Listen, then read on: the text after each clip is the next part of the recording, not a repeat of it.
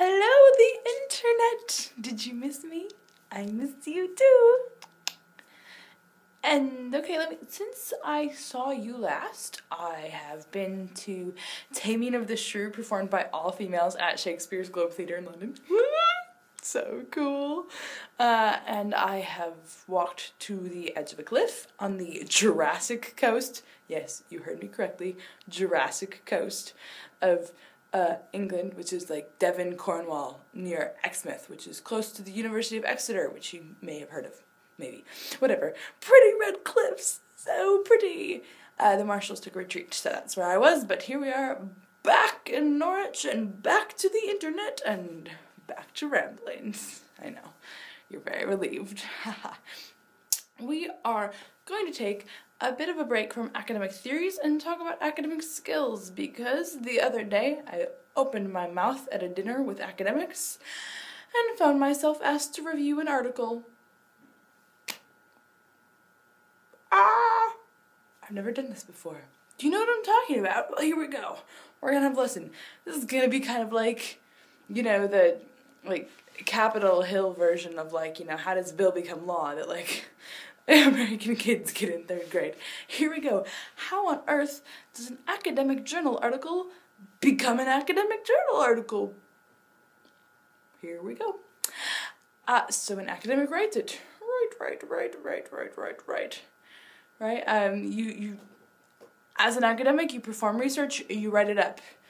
It's oftentimes, yes, books are popular, of course, but articles are easier, faster, and much less complicated to get published. They also, you know, if it's something that, like, you've done 3 months of research instead of, say, 3 years of research, that usually would be an article rather than a book.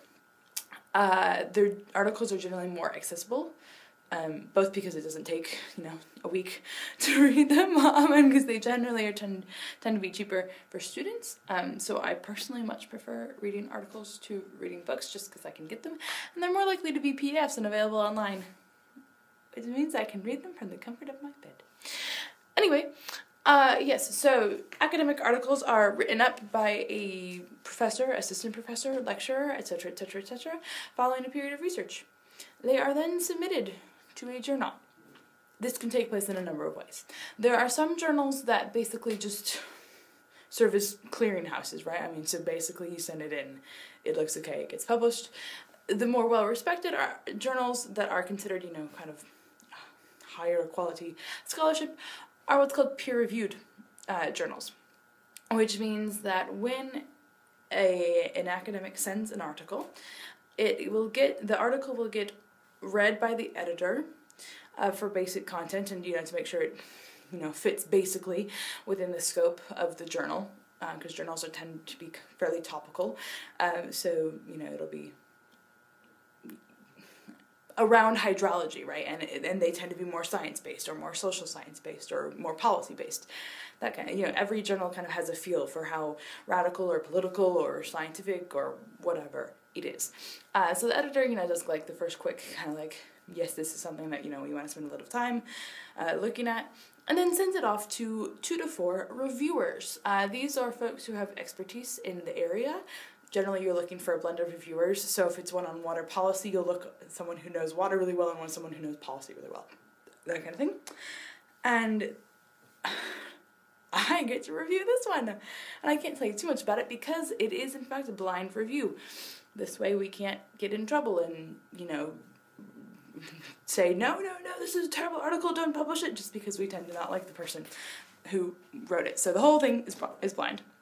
Reviewers, like me, apparently, then go through the publication and look at things like how original is it, what's the structure like, is the title and the abstract appropriate, is it new enough, does it cite and include all the literature it should.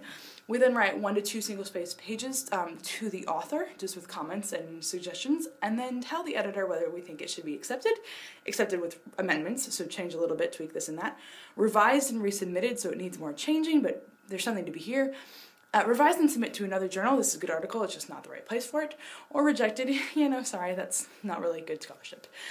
So 1 to 2 pages to the author, a page or so to the editor with some other comments, and suddenly you've reviewed an article. So that's what I'm going to go do right now.